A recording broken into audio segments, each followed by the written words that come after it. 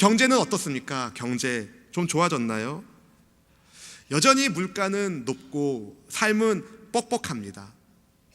미생이란 드라마가 직장 생활의 전부를 보여주는 건 아니겠지만 직장인들의 큰 공감을 불러왔죠. 그만큼 사회에서 소모품 취급받고 있는 직장인들의 애환을 잘 그려냈기 때문이라고 저는 생각합니다. 약육강식의 사회, 무한 경쟁이라는 허울 좋은 타이틀로서 사람을 사람답게 여기는 것이 아니라 최소한의 인간다움을 유지하는 것조차 힘든 경제 논리에 노예화된 사회가 이 사회가 아닌가라는 생각을 하게 된다는 거죠. 교회는 어떻습니까? 믿음의 공동체인 교회만큼은, 그래도 믿음의 공동체인 교회만큼은 세상과 다른 행복한 공동체를 만들어 가야 하는데, 종종 들려오는 교회를 향한 좋지 못한 소식들, 우리의 마음을 정말 가슴 아프게 만들곤 하진 않습니까? 여러분의 가정은 어떠세요? 여러분의 가정은 어떠십니까? 이런저런 일들이 많이 있겠지만 우리의 가정만큼은, 우리 교회만큼은 하나님의 소망이요 하나님의 비전이 되기를 주의 이름으로 축복합니다. 이런저런 우울한 소식들 때문에 저는 더더욱 주님의 교회가 소망이라는 생각을 하게 됩니다. 예수님을 믿어서 하나님의 자녀가 된 우리가, 천국 백성인 우리가 하나님의 꿈이라고 저는 믿습니다. 우리가 섬기는 몸된 주님의 교회, 우리 수원순복음교회와 여러분의, 우리의 가정이 하나님의 꿈과 하나님의 사랑과 하나님의 복을 이웃들에게 흘려보낼 수 있는 하늘 생명의 공급처 역할을 감당하는 축복의 파이프가 되기를 주님의 이름으로 축복합니다. 공감 능력이 필요해요. 가정에서도 공감 능력이 필요합니다. 교회에서도 공감 능력이 필요합니다. 무슨 말씀이냐? 남편이 아내의 마음을 읽어주고 아내가 남편의 마음을 읽어주고 부모가 자녀의 마음을 읽어주고 자녀가 부모의 마음을 읽어줄 때 그 가정이 건강해지죠. 할렐루야. 여러분, 대화는요 서로의 마음을 나누는 겁니다. 대화는 이기려고 논쟁하는 게 아니죠. 상대방의 말에 아 그렇군요 라는 말 한마디면 될 걸 가지고 거기에 대해서도 그게 아닌데 라고 이야기하면서 논쟁하는 그 순간부터 마음을 읽어달라는 대화의 신호를 놓치게 되고 그것 때문에 갈등이 생깁니다. 이 시대의 여러 문제들은 소통의 부재 때문인데요, 아무쪼록 하나님과의 소통이 원활하고, 할렐루야, 하나님과의 소통이 원활하고 이웃과의 소통도 원활해지는 축복의 파이프가 바로 저와 여러분이 되기를 주님의 이름으로 축복합니다. 어제 저와 같이 미국에서 공부하던 한 목사님께서 목사 임직 안수를 받으셨어요. 서울 방배동에 있는 한 대학에서 안수식을 받으셨는데, 이 축사를 맡으신 어떤 목사님께서 하신 말씀이 제게 큰 도전과 또 은혜가 되었습니다. 그건 바로 이 목회자는 돈이 없어도, 재주가 별로 없어도, 유명하지 않아도 괜찮다는 말이었어요. 제게 위로가 되더라고요. 그러면서 그분이 이런 말씀하셨습니다. 그렇지만 기도하지 않는 목사, 말씀 사역에 힘쓰지 않는 목사, 성령 충만하지 않은 목사는 부끄러워해야 한다. 올해 우리 교회의 표어인 말씀 기도, 성령 충만과 같은 맥락을 가지고 있는 말씀으로 들렸습니다. 저는 그분의 말씀을 들으면서 하나님께서 제게 그런 말씀을 하고 있다는 생각을 하게 되었습니다. 그래서 저는 지금보다 더 기도할 것이고, 지금보다 더 말씀을 연구할 것이고, 지금보다 더 말씀에 순종할 것이고, 지금보다 더 성령 충만한 목사가 될 겁니다. 여러분 위해서 기도해 주십시오. 우리 당회장 목사님과 저를 비롯한 이 땅의 모든 목회자들이 성령 충만한, 말씀 충만한 기도의 사람으로 세워져 있기를 주님의 이름으로 축복합니다. 그런데 저 같은 목사뿐만 아니라 여러분 같은 성도로 부르심을 받은, 하나님께서 성도로 부르신 여러분에게도 말씀, 기도, 성령 충만은 아주 중요한 거예요. 왜냐하면 드러나서 보이는 눈에 보이는 육의 세계보다 보이지 않는 영적인 세계가 훨씬 더 중요하기 때문인 거죠. 예수님을 믿어서 하나님의 자녀가 된 믿음의 사람이라면 당연히 하나님의 말씀을 소중히 듣고 소중히 순종해야 하며 주님께 기도하는 성령 충만한 사람이 되어야 합니다. 그럴 때 우리는 세상에 있지만 세상에 속하지 않은 하나님께서 보내신 천국 백성의 삶을 이 땅에서도 살아갈 수 있기 때문인 거죠. 이런 신앙생활의 출발은 바로 믿음에서 시작되는 겁니다. 예수님께서 누구신지에 대한 믿음이, 바로 알고 있는 그 믿음이 중요하다는 겁니다. 이게 왜 중요한지 사도 요한이 요한복음에서 이렇게 말했습니다. 요한복음 20장 31절 말씀 같이 한번 읽어보겠습니다. 시작. 오직 이것을 기록함은 너희로 예수께서 하나님의 아들 그리스도이심을 믿게 하려 함이요 또 너희로 믿고 그 이름을 힘입어 생명을 얻게 하려 함이니라. 아멘. 사랑하는 성도 여러분, 요한복음에 기록된 여러 표적들은 모두가 다 예수님께서 하나님의 아들이시고 또 그분을 믿고 그 이름을 힘입어서 우리에게 영생을 주시기 위한 것입니다. 생명을 주시기 위한 주님의 표적 사건이었다는 거죠. 본문에 등장하고 있는 나사로 사건도 믿음을 주기 위해서, 생명을 주기 위한 하나님의 인도하심이었다는 겁니다. 예수님께서 드디어 베다니에 도착하셨어요. 도착하셨을 때는 이미 나사로가 죽어서 무덤에 머문 지 나흘이나 4일이나 지난 후였습니다. 많은 사람들이 위문하는 가운데 예수님께서 오셨다는 소식을 들은 마르다가 주님을 맞이하러 나갔습니다. 주님을 뵙자마자 마르다가 예수님께 하소연을 합니다. 사랑하는 오라버니를 잃어버린 누이로서 이렇게 예수님께 하소연합니다. 21절 말씀 읽어볼까요? 21절 시작. 마르다가 예수께 여짜오되 주께서 여기 계셨더라면 내 오라버니가 죽지 아니하였겠사나이다. 네, 마르다의 솔직한 자기 감정을 엿볼 수 있어요. 그녀의 말씀께는 예수님을 향한 믿음과 원망이 뒤섞여 있습니다. 믹스드 필링이라고 그러죠. 뒤섞여 있는 감정을 가지고 있었어요. 예수님께서 병든 오라버니를 고칠 수 있는 능력의 예수님인 것을 믿습니다. 그런데 왜 이리 늦게 오셨습니까?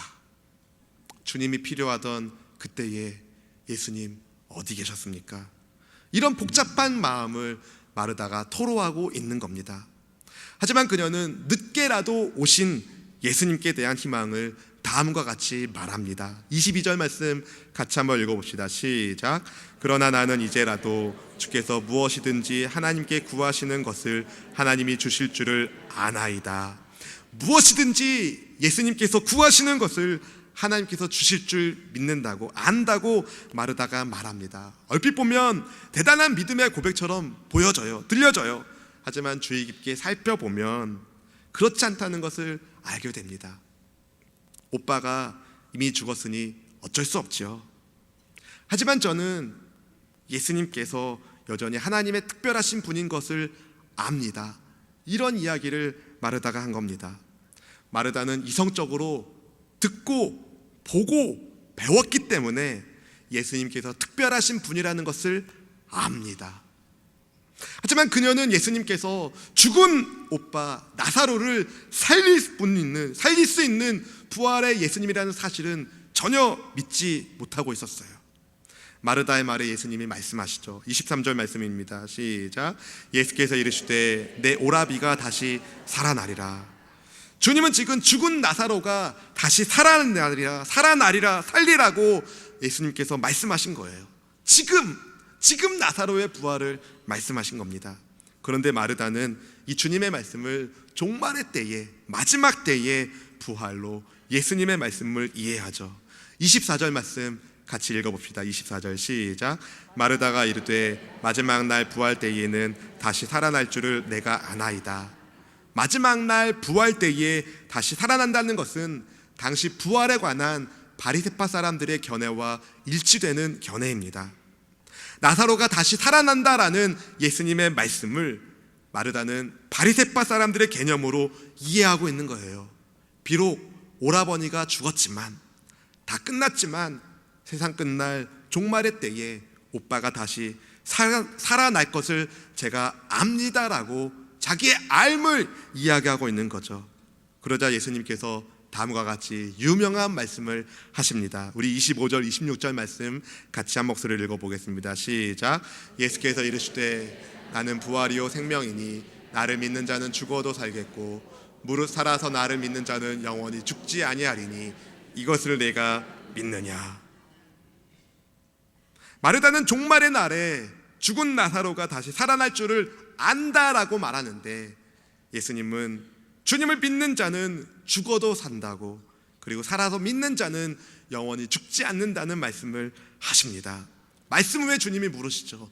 이것을 네가 믿느냐. 마르다는 안다고 말합니다. 제가 압니다. 배워서 압니다. 들어서 압니다. 보아서 압니다. 그러나 주님 말씀하십니다. 네가 이것을 믿느냐. 안다고 대답하는 마르다에게 주님은 믿음을 묻고 계신 겁니다. 믿음을 도전하는 예수님의 말씀에 마르다가 제가 믿습니다라고 드디어 이야기합니다. 27절 말씀 같이 한번 읽어봅시다. 27절 시작. 이르되 주여 그러하외다. 주는 그리스도시요 세상에 오시는 하나님의 아들이신 줄 내가 믿나이다. 지금 마르다는요 아멘한 거예요. 주여 그러하외다. 아멘한 겁니다. 주님이 그리스도시요 세상에 오시는 하나님의 아들이신 걸 제가 믿습니다라고 고백하고 있는 거죠. 아멘한 겁니다.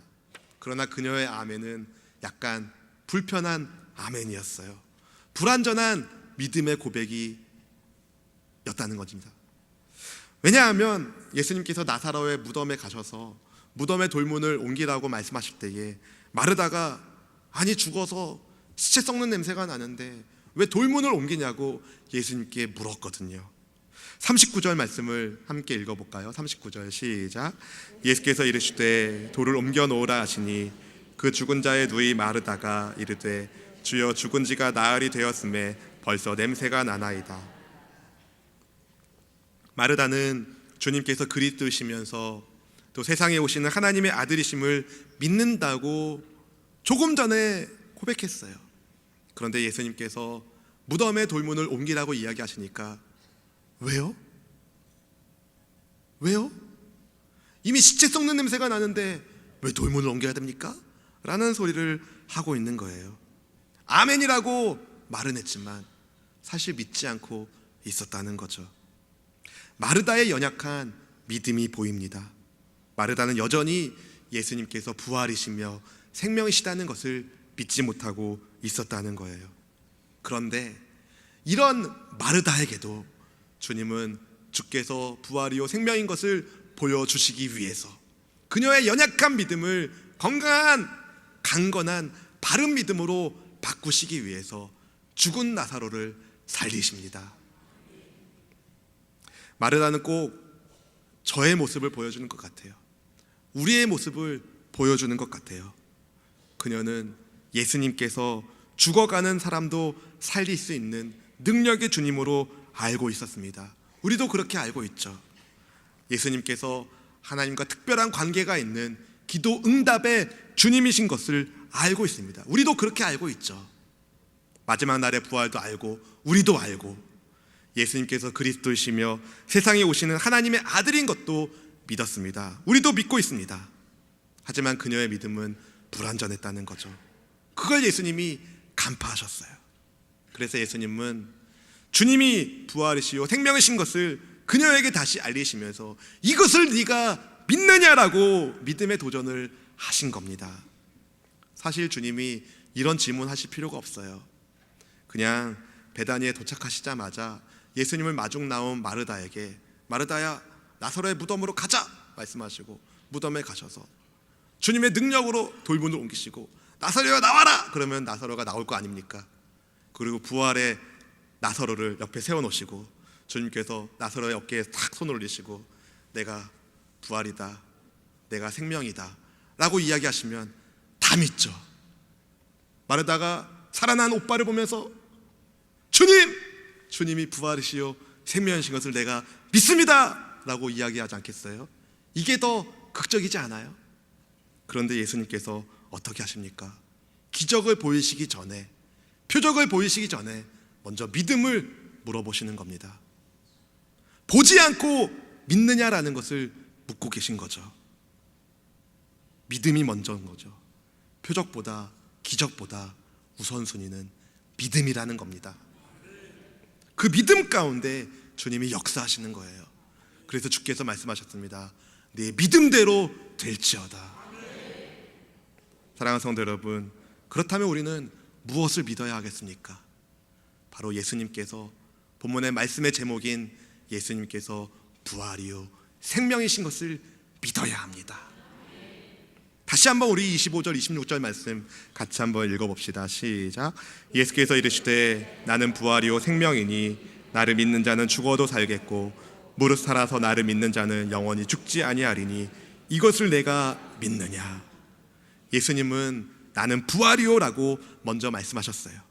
에고 에임이라는 용어를 쓰셔서 예수님이 부활인 것을 말씀해 주셨어요. 주님은 나는 부활을 주는 이다 라고 말씀하지 않으시고 내가 부활이다 라고 말씀하셨다는 겁니다.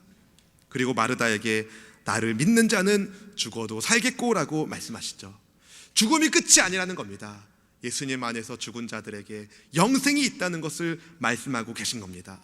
많은 사람들의 생각처럼 죽음은 끝이 아닙니다. 그것을 보이기 위해서 예수님은 이미 죽어 냄새나는 나사로의 무덤 문을 여시고 나사로를 죽음에서 건져 주셨다는 거죠. 그리고 부활이신 예수님은 생명이십니다. 생명이십니다. 예수님은 생명을 주시는 분 이전에, 저와 여러분에게 생명을 주시는 분 이전에 그분이 생명이라는 겁니다. 생명 그 자체, 바로 예수님인 거죠. 그래서 무릇 살아서 예수님을 믿는 자는 영원히 죽지 않는다고 주께서 말씀하신 겁니다. 이걸 잘못 오해하면 이단될 수 있어요. 육체가 죽지 않는 것으로 오해하고 이단될 수 있습니다. 혹은 이렇게 질문하는 분이 계실지도 몰라요. 지금도 예수님을 믿지 않아서, 믿는 사람도, 예수님을 믿는 사람도 죽어서 장사되는데, 장례를 치르는데 지금 예수님 잘못 말씀하신 거 아니에요? 이렇게 물을 수도 있다는 거죠. 그런데 아닙니다.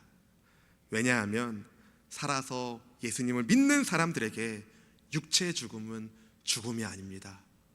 살아서 예수님을 믿는 믿음의 사람들의 육체의 죽음은 오히려 영생의 생명으로 들어가는, 영원한 생명의 문으로 들어가는 생명의 문인 거죠. 그렇기 때문에 살아서 예수님을 믿는 사람은 죽지 않는 겁니다. 죽어서 부활하는 사람, 살아서 부활하는 사람, 예수님 안에서는 모두가 다 산 사람인 거죠. 부활이요 생명이신 예수님께 붙잡힌 사람들은 죽음과는 전혀 상관없는 인생을 사는 겁니다. 이게 얼마나 큰 복입니까? 저는 이 큰 복을, 이 영생의 복락을 우리 모든 성도님이 다 누리기를 주님의 이름으로 축복합니다. 예수님께서 살아나게 하신 나사로 어떻게 됐나요? 다시 죽었어요. 아니 기껏 주님이 살려놓으셨는데 시간이 되니까 나사로가 죽었어요. 비록 그는 다시 살아났지만 어느 시점에서 그의 육체는 다시 죽었다는 겁니다. 하지만 그의 가족들은 아마도 나사로의 첫 번째 죽음보다는 덜 슬퍼했을 것입니다. 아니 슬퍼하지 않았을지도 몰라요. 육체의 죽음이 결코 끝이 아니고 오히려 생명의 문으로 들어가는 것을 그들이 믿고 알았기 때문이죠. 사랑하는 성도 여러분, 나사로의 죽음과 부활 사건은 예수님께서 부활이시고 생명이신 것을 보여주는 놀라운 표적입니다. 부활이요 생명이신 예수님께서 지금 우리와 함께하고 계세요. 나는 부활이요 생명이시니. 예수님은 결코 나는 부활이었다, 나는 과거의 생명이었다 라고 말씀하시지 않으셨어요. 과거형 시제로 자기를 소개하지 않으셨습니다. 그렇다고 예수님은 미래형 시제를 사용하셔서 막연한 마지막 날 때에, 부활의 때에 나는 부활이며 생명이 될 것이다 라고 말씀하시지도 않으셨습니다. 예수님은 지금 나는 부활이요 생명이라고 말씀하신 거죠.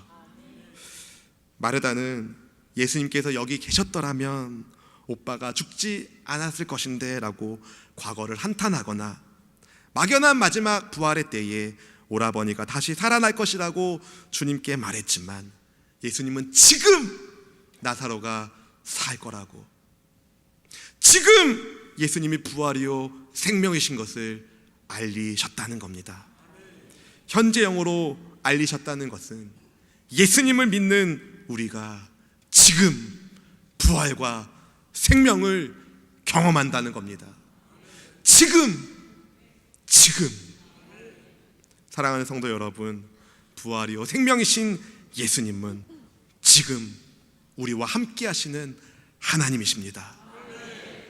하나님은 죽은 자의 하나님이 아니라 산 자의 하나님이십니다. 사랑하는 성도 여러분, 이것을 믿느냐라고 주님이 물으시는 거예요. 이것을 믿어야 합니다. 이것을 믿었던 사람 가운데 사도 바울은 고린도전서 15장 55절에 사망에 대해서 이렇게 이야기합니다. 고린도전서 15장 55절 말씀 같이 한번 읽어봅시다. 시작. 사망아 너의 승리가 어디 있느냐? 사망아 내가 쏘는 것이 어디 있느냐? 문제 없다는 겁니다. 죽음과 사망은 나와 상관없다는 말을 지금 바울 사도가 하고 있는 겁니다. 그가 사망에 대해서, 죽음에 대해서 이렇게 당당할 수 있었던 까닭은 바로 부활이요 생명이신 예수님 안에 그가 살았기 때문인 거죠.